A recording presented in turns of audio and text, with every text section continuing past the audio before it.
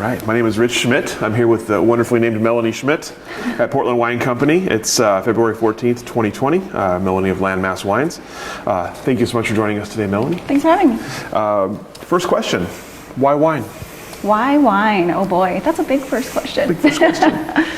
I've worked in food and beverage for as long as I can remember.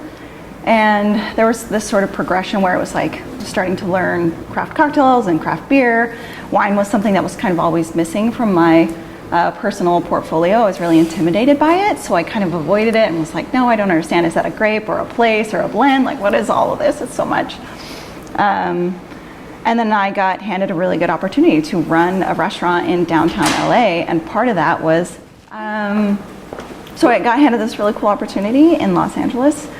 But I was really scared of it. So I knew that I needed to learn about wine. So I just basically asked a friend of mine, like, hey, can you kind of take me under your wing and tell me about wine? Like, mostly so I don't look foolish, putting together a wine list and talking about wine to guests and presenting a bottle and taking a cork out of a bottle and all of these things.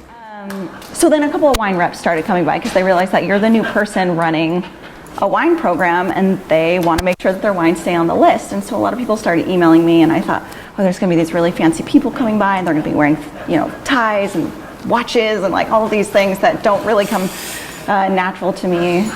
My dad's a mechanic, my mom's a teacher, so definitely like blue collar kind of, every day. Mm-hmm. And someone showed up. Her name was Crystal Williams, and she had tattoos and super friendly and smiley, and she was just like, hey, I heard that you're new, like let's make sure that the wines reflect your interests. And I was like, I don't know anything about wine, really help me. And she was great. She was amazing. She made wine approachable. She kept me from being afraid of it, and in fact she really made me excited about it. So that was a changing point for me. And then once you get excited about it, it kind of sinks its teeth into you, and you're like, okay, wait, I like this, what's going on, what's this region? Why does this wine taste different than this other one? So I started studying. So I started studying with the court of Master Sommeliers and took my first exam, I think in 14, passed.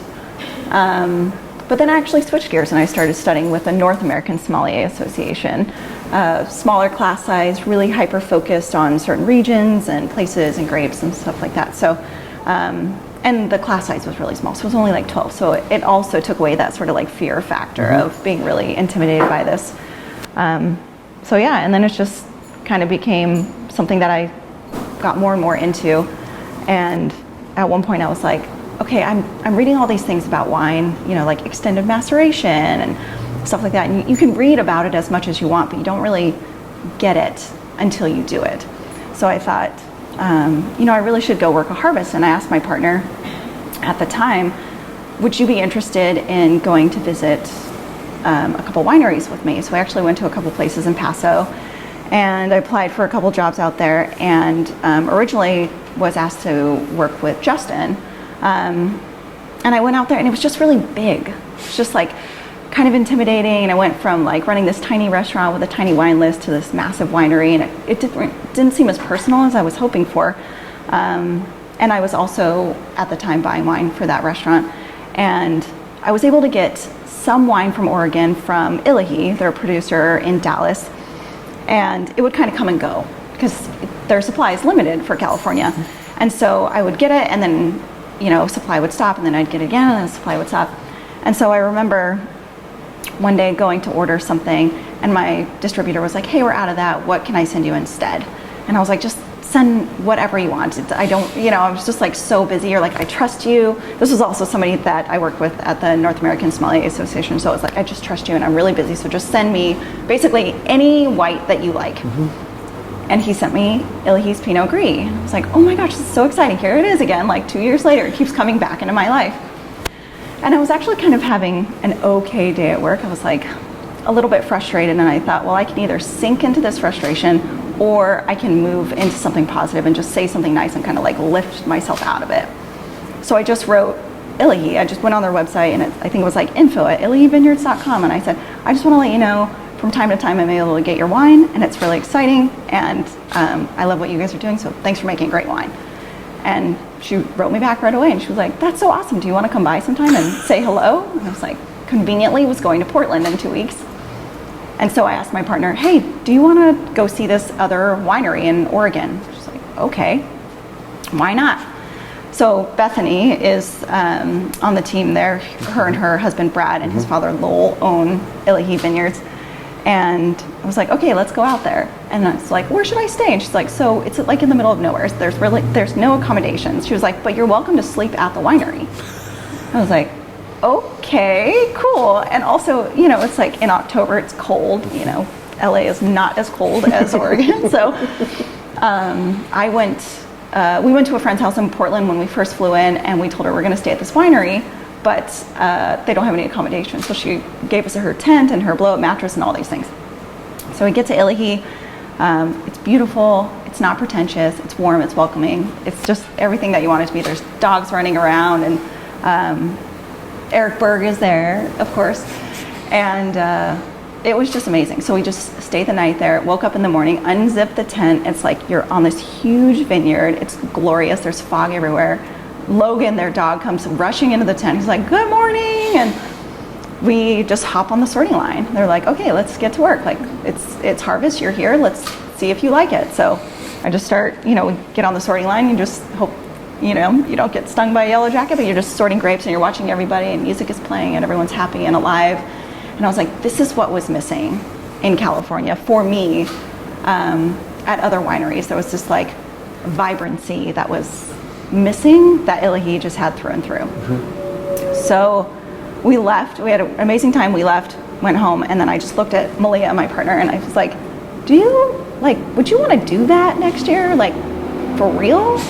She was like, yeah, I think we should. Because she was at a point in her job she couldn't really get any higher. I was at a point in my job, really couldn't move anywhere. So we're like, let's just switch it up. Like, what are we doing? I've been studying wine. This feels like the right move. Mm-hmm. So the next year, 2016, we went back out to Illahee to work our first harvest. And I just remember thinking, like, I don't even care about being a somm anymore. I just want to learn how to make wine. So I just switched gears completely. And then fast forward one more year, Illahee was actually putting me through school at Schmidt in their winemaking program. And it just kind of snowballed from there. Yeah. So I'm curious. You had that kind of intimidation factor of wine early on when your cocktails, beer is fine, but wine. So when you started learning about wine, was there a moment for you, or a wine for you, or a person that just like made it okay, that made wine okay to be approachable? Well, Crystal Williams definitely helped. She's with Vintage 59. They're a distribution company in California. She was wonderful. Adam Weisblatt, he was running Bar and Kitchen, which is actually the program that I ended up taking over. He was also like, wine is fun. Like, wine can be cool. You can be excited about it. But yeah, definitely Brad and Bethany Ford were huge influencers for me. So tell me about the first harvest. I'm curious. You've done like one day on the sorting line, and you're going all in the next year. So tell me about 2016. So Malia and I sold everything that we owned in California, like down to bare bones. Took 2 cars, car pulled up there with 2 dogs in one car, a cat in the other car. We actually got to live in their pole barn, which is like an office/storage kind of space. But it couldn't have come at a better time because we were both just really frustrated and we kind of wanted out. And so waking up every morning to, again, stunning vineyards, friendly people, feeling like you're actually working towards something as a group. That's something that I've always really liked because I've always played team sports. So that was kind of, that was missing a little bit for me in California. And so working towards something was really important. But it was cold and we were wet. And it was really hard physical labor, which actually was great. It's really interesting how calm you can be when you have to do something physical and hard all day long. But it was just really touching. It was really special. It felt important. Mm-hmm. So at what point did you decide that Oregon, you wanted to be in Oregon, like you were going to stay in Oregon? Was that when you went up for the first harvest? Did you already kind of made that decision? No. So we actually were like, we're going to work harvest here, and then it'll probably end in mid to late October. We're not really sure. And then we're going to go to New York. We're going to go to New York. We're going to work in the Finger Lakes. We're going to make Riesling and learn how to make ice wine and all these other things. We thought that we were going to kind of like bop around. But then it started snowing, and New York was like, we're done. Like we basically process the same time as you guys do. So harvest was over at Illahee. And then there was nothing to be done in New York, and we're just kind of like, we sold all our stuff. We don't know where we're going. We don't know what we're doing.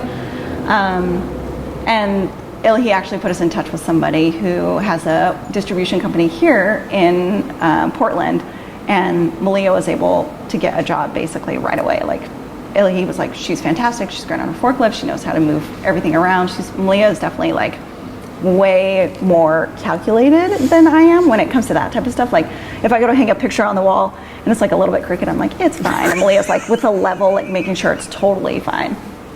So she was a great addition to their team. And then we just kind of stayed in Portland. We just kept thinking, oh, maybe we'll just, whatever comes around when spring comes, we'll sort of see what happens next. But then I started going to school. I was like, wait, I really, really like this. So yeah, I actually doubled up, went back to PCC, took a bunch of chemistry classes to kind of refresh, at the same time taking the winemaking program at Chemeketa.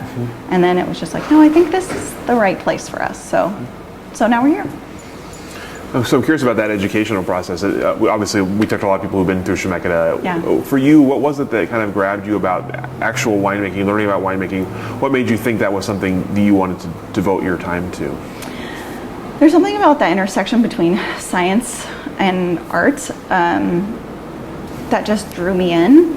It's, my dad is a motorcycle mechanic, but he is also a dropout engineer because he felt like engineering wasn't challenging enough for him.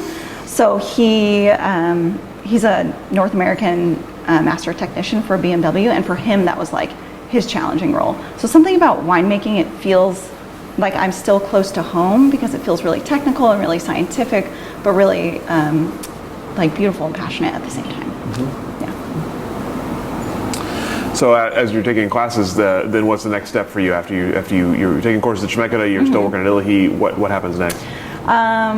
So let's see, what happens next? Illihi, I worked with them in 16 and 17, but in 17 I actually split my time and was the cellar assistant at Chemeketa. And then I had a mutual friend, I had a friend here in Portland, and she was like, hey, I have a buddy who makes wine. Like, I think he needs an assistant. You might want to help him. Like, you're fresh out of school. I think he needs a little bit of help, but not too much. His production size isn't huge, so I think you guys should team up. And that was actually Corey from Jackalope. And that was great. He really held that door open wide for me. He was really generous with his time, and he was like, yeah, come and learn how to, make wine, and I'll show you everything that I know. And we were a great team because Corey has so much experience, and I have an academic background in winemaking, so we were able to kind of pool our resources together. And I think in a really great way sort of collaborate on what his vision was for his wine. And at the same time, he encouraged me to make my own. So he was just like, you should get some fruit this year and like try things out. I was like, okay, here we go. And and so it just kind of, snowballed from there. So let's talk about that. I'm curious, when you decided to make your own wine, and Corey's encouraging you, what did you want to make? What were you looking for? Was there a certain variety you wanted to work with, or a certain style you wanted to do, or is it just kind of whatever you get your hands on? I knew that I wanted to make rosé. One, because I felt like it was a great way to have something kind of fun and light to enter into the industry with, to just be like, I'm not going to come out the door with like an $80 Pinot and be like, listen to me, I have something to say about Pinot, So I thought that would be really fun, but my focus is sparkling more than anything. And in school we had to do a project. Everybody had to pick something to make, and I chose sparkling. And again, I think that's sort of reminiscent of my dad a little bit, because it's like super highly technical. And so for me it was like, I don't know how to do any of this, so I'm going to pick the hardest thing, In fourth grade we had to pick an instrument to play, and it was sort of the same thing. Like, everybody picked like the flute or like the violin, and I was like, I'm going to pick the cello because it's the biggest one that I can carry. So it was sort of that same interest in a challenge, I think. So at the same time I made 2 tons worth of rosé and 2 tons worth of sparkling wine in that first year, and that was a lot. It was a lot to juggle because both of those require such different care and timing. Sparkling grapes you bring in really early. Rosé you can do a little bit of, you can leave them out just a touch longer. And I actually felt like I was making these kind of crazy decisions in my head, and then Corey was this voice of reason that was like, hey, you're gonna be fine. Everything's fine. Because I'd be like, I don't know, should I do this? Should I do that? I was like really worked up about it. Because in school, they kind of give you, they lay it out. They're like, we're gonna do this, we're gonna do this, we're gonna do this. And you're like, okay, I can follow direction. This is great. But then when it's on your own, you're like, did I choose the right harvest date? Did I choose the right barrel or something like that? And yeah, Corey was really great because he was like, we're gonna be fine. So. Seems like you had a number of kind of mentors like that in your time who just told you it was going to be okay. Totally, they're way calmer than I am. How was the first wine? I thought it was good. I thought it was great. So in addition to just moving up here from California, we also had tickets to see Dolly Parton at the Hollywood Bowl. And I thought, it was smack dab in the middle of harvest in 16. I was like, well, like, I'll just let them know, like, I have these tickets to Dolly Parton and we have to fly down. We'll just take 3 days off in harvest and like come back. And then Brad Ford was like, we love you, but you can't leave in the middle of harvest. Like, it's harvest. This is, it's kind of like 6 weeks straight of day in, day out. And so Malia and I were like, well, should we quit and see Dolly Parton? Like, this is a really big deal. Like, this is my idol. I've been waiting my entire life to see her. Or should we sell our tickets and stick it out and finish what we started? And so we sold our Dolly Parton tickets, which was really hard to do. So as an homage to Dolly, our first rosé was named Jolene. Nice. Yeah.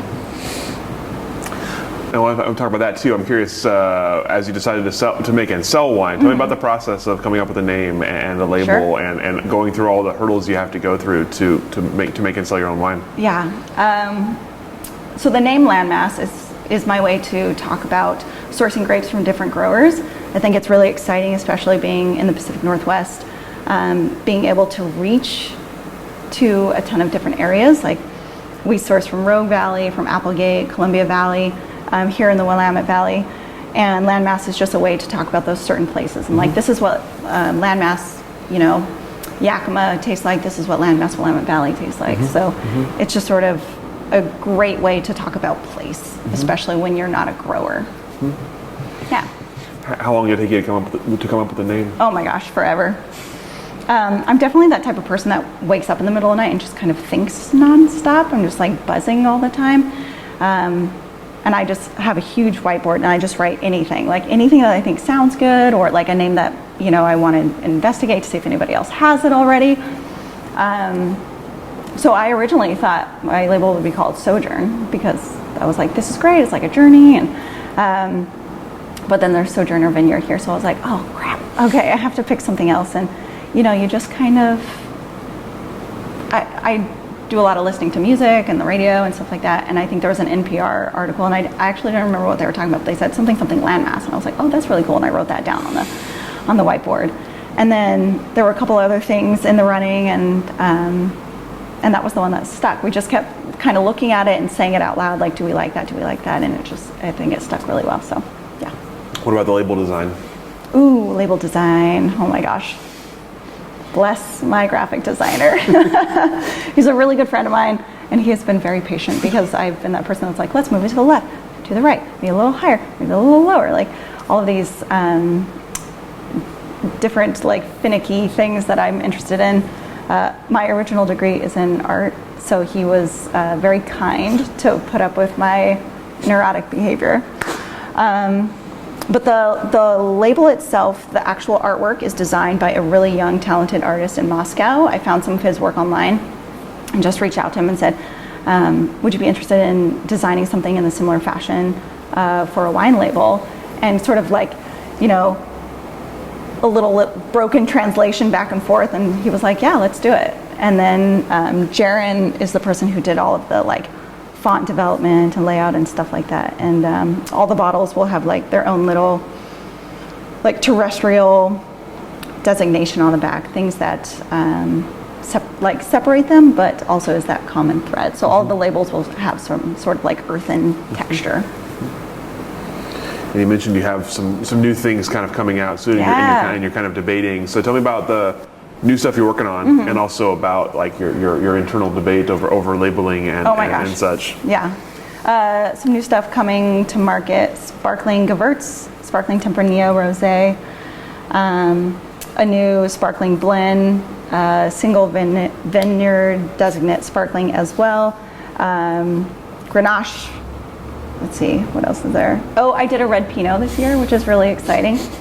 We also own a cocktail catering company called Public Provisions, and people are really excited about craft boutique wine, and we've always been able to offer our white and our rosé. But this year we'll be able to offer red, which is really great. So I think people are excited about it, and I think people are paying attention, which feels really good. And then as far as label design goes, that is something that I just whittle away at until it feels right. And sometimes it still doesn't feel right, and people are like, I love it. And I'm like, do they really like it, or are they just saying that? You know, you kind of go, do I love it? And then if they really like it and you don't like it, then you still have to roll with it, because you're like, well, the public really likes this. It's kind of like, I wonder if that's how musicians feel if they play that song over and over and over, if they still really like it or not. But at that point, I remember somebody told me, actually Tyler, he was like, you make wine for you, but the second you show it to the public, he was like, you've made that wine for them. So I'm just happy if people like the wine, like the label, if they're interested in it. It just feels really kind. So you started this label, and you had your kind of initial offerings. Obviously, not a lot of bottles to sell. Tell me about the process of selling your own wine, especially after a career of buying and selling other people's wines. Yeah, I feel fortunate because I was a wine buyer for so long, kind of thinking what worked for me, what didn't work for me, what did I like, what type of appointments would people try to hold, you know. And just kind of think of those things like, well, what did I like? What made me feel like they were kind of making me feel special, or giving me the time of day, and they weren't just trying to shove some regular cruddy wine towards me. And so I really just old school, briefcase full of wine, and you just start knocking on doors. Mom and Pop wine shop in Northeast Portland, they were one of the first ones to bring the wine in. Super generous, super kind. They're just like, this is exciting. Who are you? Where did this person come from? I'm just like, I know you try wine all day. Would you like to try some more? And they're like, yeah, let's do it. And then I feel really fortunate because everybody in Oregon, I think, is really generous and kind with their knowledge. So my dear friend Julia Bailey, she makes Loop de Loop wines. She actually introduced me to a lot of people. And it was really nice. She was like, hey, I think you do well here, and I think you should meet this person and come to my house. We're having this winemaker dinner. It's really casual, but bring a bottle of wine and I'll introduce you to my friends. This person picks up wine at ENR, and this person works at Nostrana. You guys should meet. I think you get along. And so I think that I owe a lot of my success to Julia too. Yeah. I'm curious, as you've been out in the marketplace and you've been dealing with consumers one-on-one especially, tell me about the reactions, both positive and negative, and how it affects you, how you deal with it. So far, most of the reaction have been really positive, which feels really, really nice too. Again, coming from an art background, when you make something, you just you show it and you just go, oh, I've worked on this for years. I hope people like it, because wine should be celebrated together. I'm not making wine for myself. That'd be a lot of wine for myself. But something Malia and I did is going back to having wine be really intimidating and scary for me, is we were like, we just can't do that. We're never gonna not be approachable. We're never gonna act arrogant or anything like that. So what we've done is we throw 2 parties every year. We have a friend who's an amazing drag performer, and she'll come and we'll do drag and rosé, or drag and sparkling wine, and just invite people to come and be as they are and just enjoy wine in a really fun setting that doesn't have to feel so serious. And the reaction to that has been what you're hoping for. It's great. People really like it, which is fun. And I've had people say, I didn't know wine could be like this. And we're like, yeah, it doesn't need to be so serious. It's serious work. We take the wine seriously, but we want to share it with people, and I think it's really important to invite people into that celebration. So tell me about you mentioned the landmass and the various places you're sourcing from. Tell me what you're looking for when it comes to grapes and vineyards. Have you set out? Did you set out looking for a Grenache? Did you set out looking for Tempranillo, or has it been just kind of playing what you've been able to find? It's a little bit of both. I knew right away I wanted to do Grenache, and I knew right away I wanted to do a Willamette Valley sparkling. I do think this area is set to be the next best sparkling producer. I think we have all of the parameters to make amazing sparkling wine. So super excited about that. And Rob Clark from Chemeketa, he's the vineyard manager there. We just, you see somebody for 2 years, hey, how's it going? How's class today? How's the vineyard today? How are the grapes looking? And I just approached him. I said, hey, I'm interested in making wine next year. If you know of anybody who have grapes for sale, let me know. And he just calls me up and he's like, hey, this vineyard has this and this vineyard has that. Are you interested? And then Corey was the one who really helped me with all of my Southern Oregon fruit. So that was nice because he works a lot with Herb Quaddy and a couple of people down there. And so he would just ask them, he'd be like, hey, I think this person wants some fruit. Here's their email. Here's your email. Let me introduce you. So, but yeah, I definitely wanted to make it. For the first year, I made exactly what I wanted to make. And then this last year was sort of this cool, like happy surprise where then some people would start calling me and they're like, hey, we have this coming up, or are you interested in working with this because I want to get 2 tons but they'll only deliver 4 tons. Do you want to split things? So Bo and Arrow and I both got the exact same lot of Chenin Blanc, so that's really exciting because we're going to be able to see next year or at some point how different it is, which is I just think that's really cool. Like 2 people get the exact same thing, and then however they mold that becomes, you know, their vision for what they're doing. It's exciting. So I'm curious about the molding of that. As you've developed sort of a winemaking philosophy, what is it? What are you trying to do with your grapes? What do you want the wine to say when you're done? I definitely want the wines to be, I always say like hyper focused. Definitely really clean and precise, but still really approachable and still have personality. So right now, and I always try to pick vineyard sites that are at least life certified. Or organic, sustainable. What's really cool about this area, if you're in the live program, you can't use copper in your vineyards, which I think is really important because that makes the wine salmon safe. So, you know, good wine always starts with healthy fruit. And then I think that we have a responsibility as winemakers to make the wines to the best of our abilities.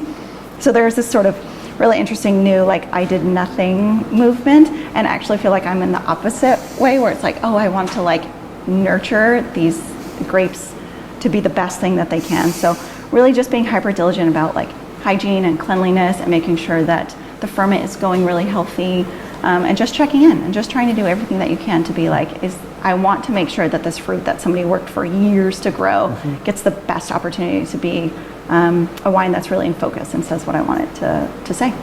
Yeah, which is usually high acid, good clean fruit, not over the top oak, really letting it express itself that way. What's the biggest difference between like textbook winemaking and real world winemaking? Oh my gosh, everything. I think real world winemaking is all about time management.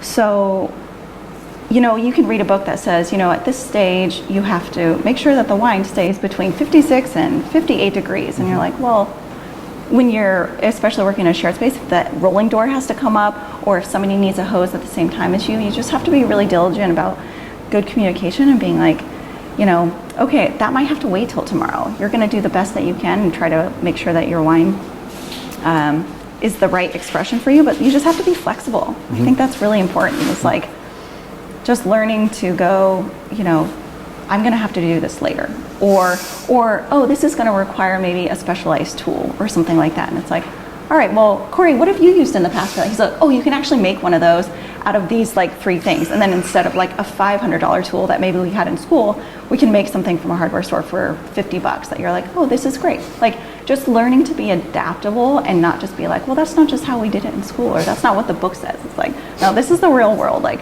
sometimes things break, or sometimes, you know, things run behind. You just, yeah, that's the biggest difference I think is like time management. Just learning to go with the flow. Yeah. At what point did you feel comfortable calling yourself a winemaker? Oh my gosh. I don't know if I even feel comfortable now saying that, but I know that I am. It's kind of, again, like you can play the guitar and you can play the guitar well, but does that make you a musician? And some people will say like, oh, you know, I'm not, but like, yeah, I can play the guitar. Well, you're a musician. Or I love taking pictures. Okay, well, then you're a photographer. I think the difference is that your commitment to wanting to grow and improve year over year. So yeah, saying, Malia is really good at being like, this is Melaney, the winemaker. And it's like, oh yeah, that's right. Like, because I'll say, oh, we started this wine label and stuff like that, but getting used to that title is both, I think, exciting and a little intimidating. But, you know, I put blood, sweat, and tears into it, so I feel like I've earned it too. Yeah.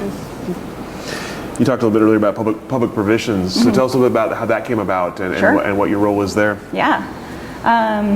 jumping back to LA, I'd worked in craft bars for a really long time.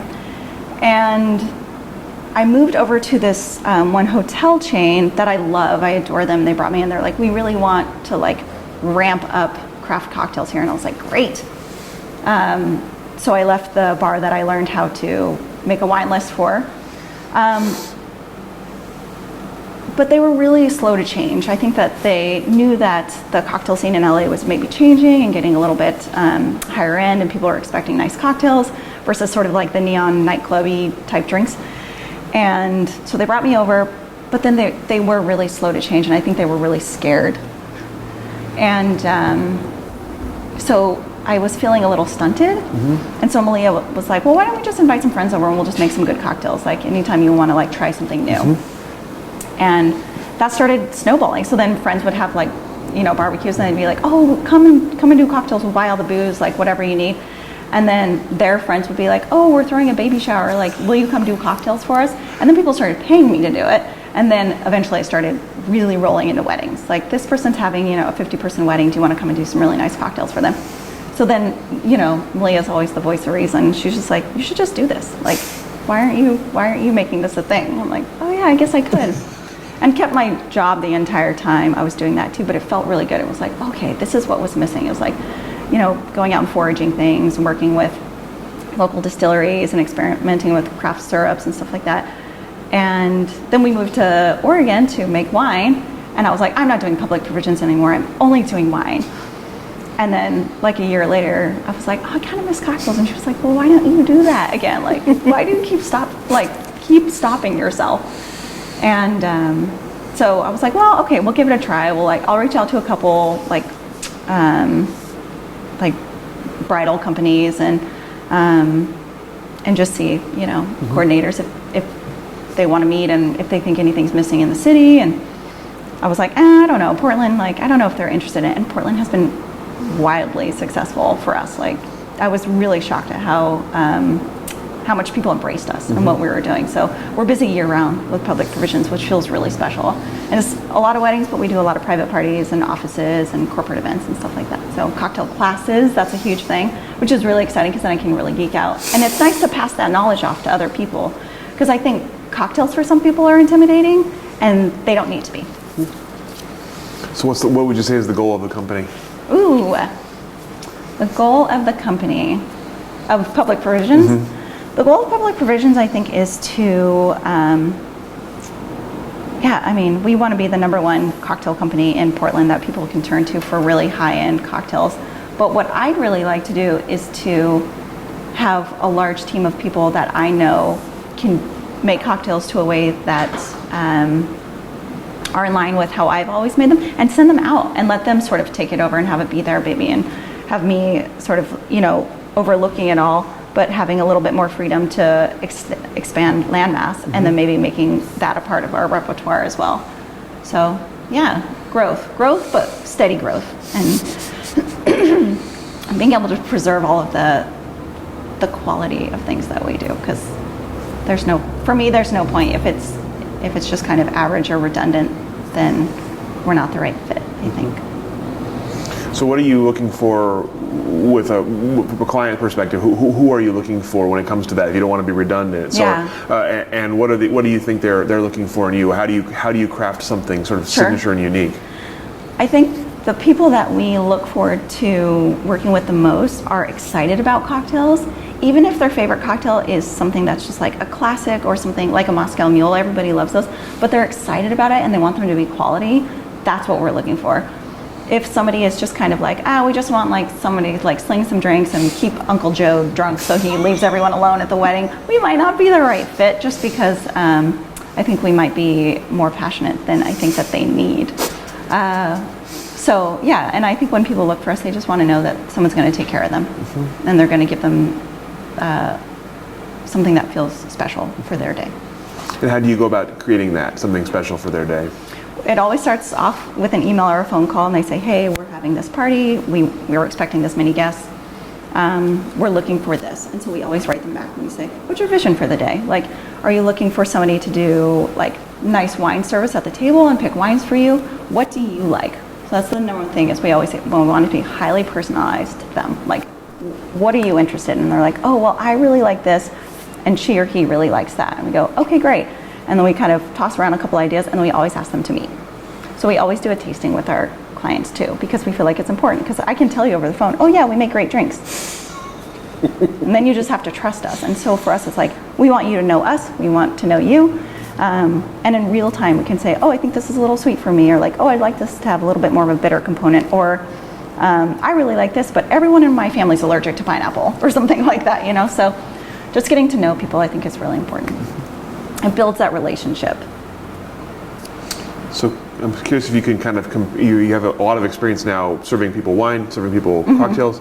Kind of compare and contrast those for me as in terms of what people are expecting, what people are what you're delivering. You talked about kind of the intimidation factor. Definitely. How are they similar? How are they different? I think there's something about when you're shaking a cocktail behind a bar, I think it draws attention because people can hear that sound, that like click, click, click of the shaker tin, and it's a little bit more of a show. And I think people are excited, but I think when you are presented as a winemaker and you're pouring your wine for people and you're going around and talking to them and showing them your label, for me, I feel like they pay really good attention to what you're saying. I think that they're really intrigued. So yeah, it's different. It's like one is more of a show and one seems more personal. Do you have a preference? It's putting you on the spot, I know, but I'm just curious. No, that's a hard one. I don't know that I have a preference. I don't know. Yeah, I like them both. I really do. So, yeah. So tell me, as you're fairly new to the Oregon wine industry still, but I'm sort of curious what you've seen since you've become part of the industry and where that kind of wine industry stands today in 2020 from your perspective. Well, I can't say it enough. People have been very kind to me, introducing me to a lot of people or sort of taking me under their wing. And I think that will just continue. I haven't seen any sign of that slowing down. I recently had somebody write me an email. It's so crazy how things come full circle. They wrote me an email and they're like, I really like sparkling wine. I'd love to work for you. And I was just like, whoa, that is so crazy. They're like, I see your Instagram. I really like what you're doing. And I'm just like, that is so, I think that's the nicest thing that anyone's ever presented me with, because I still feel so new and I still feel like I have so much to learn. So I think it's just this really beautiful thing that's just going to keep moving between the industry. Yeah, and you know, I'm interested to see what happens financially, I think, in this industry, especially with the tariffs, especially being someone of my size.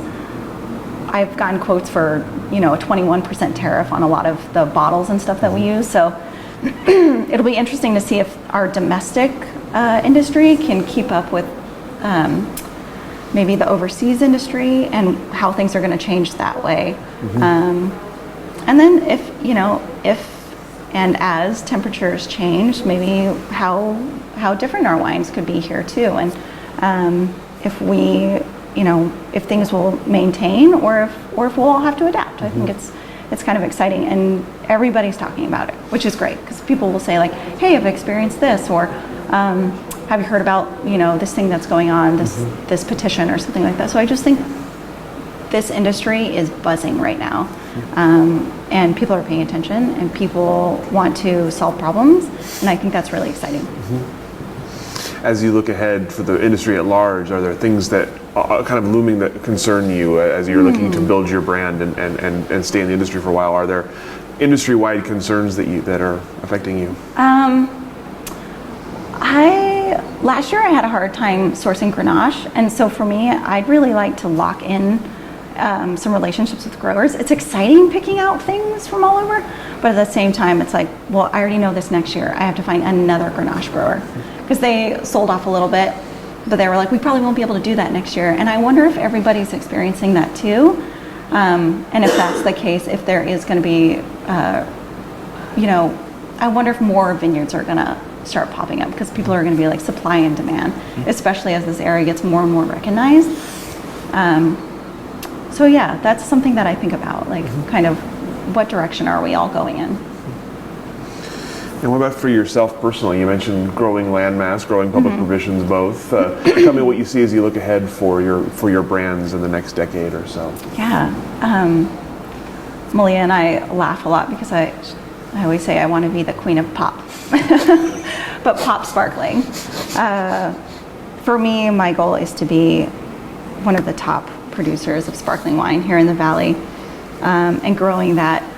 Sparkling is really interesting because it usually garners a higher price point, and for me, I think it's good to have a product that you're proud of and a price tag that reflects that, but I also want to have a sparkling that people can just enjoy, and again, to like kind of take away any of those boundaries of like, well, sparkling is for fancy people, or sparkling is only for celebrations. So for Landmass, I definitely want to grow our sparkling portfolio and have maybe a couple different tiers of offerings, and then just continue to make fun whites and rosés. That's something that we're really into, and I think I'm excited to see where those go too. I'd really like to see Jolene get really big and have that sort of be synonymous with rosé at some point. Yeah. Do you have a size in mind? I'd like to do no fewer than 5,000 cases, whatever blend that is between or mix between still and sparkling. But yeah, like maybe that's like, I say it's a 10-year plan, but Malia always says I'm on the fast track. So last year we did about 400 cases, and this year we did about 1,000. So it's quite the jump. And so I say it's a 10-year plan, but we'll see. If we get there sooner, that would be great. Yeah. As you're scaling at that kind of rate, what are the challenges you're seeing for yourself and for your brand? Yeah. One of the biggest challenges is space, finding a shared space that can house you. I don't own my own winery, and I don't know if that's in the cards for some time. So finding a place that you can work with that will let you be of that size. And I feel like, around 2,000 cases, it starts to get tight. Corey and I were at day camp last year, and he did about 15. And I think Brianne did about 6,000 cases, and the rest of us just did like tiny little bits. And it gets full. I mean, it starts to get packed really quickly. So I think before growing the brand, I need to figure out what the next step for just truly growth in a building is. So you've talked about people already reaching out to you as a potential mentor in the industry or potential helper in the industry.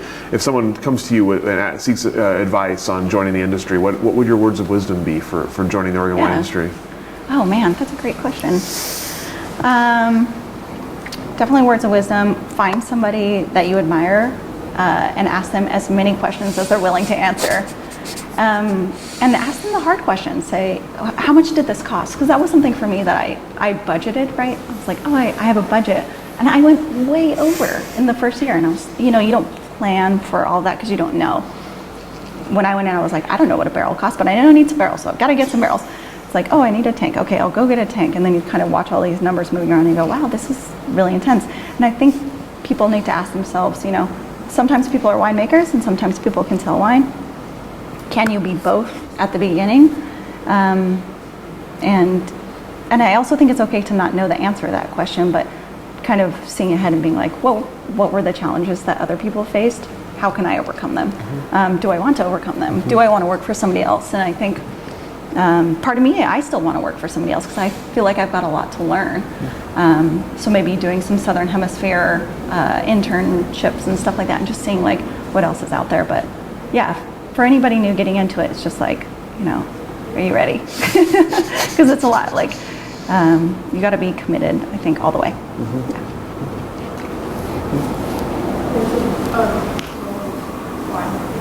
Oh, yes. Kiana's favorite question. Oh, yeah. Last question we'll ask you. What is the role of wine in society? Oh my gosh. I think wine is a unifier. I really think wine brings people together. I think it's really special. It's something that makes people stop and go, I have this bottle of wine. I know that it's probably vintage specific. It's winemaker specific. If it's coming from here, it's probably a really small amount. And it just kind of feels special. I think craft distillers and craft brewers, I think that they're doing the same thing and really working their butts off to make a quality product. But there's something about wine that makes people stop and go, this is something that I want to drink with you and enjoy your company with. I think it kind of hits that pause button for us, which is really nice. So the questions that I have for you today, is there anything I didn't ask that I should have asked? Anything we didn't cover that we should have covered?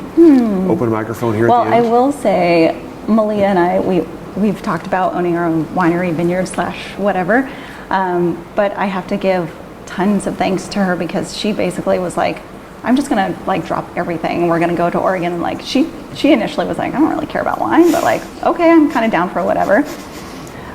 So Malia and I agreed that if we ever get to a point where we have a vineyard, we'll do like half vineyard, half like dog fostering, because that's Malia's real passion. And so we're just like, we basically just want vines and dogs everywhere. So that's sort of the goal for us too, is finding a way to integrate like a little dog rescue and make some wine. So yeah. That is, it was a very noble dream. I love that. Yeah. That's awesome. Yeah, dogs make the world better.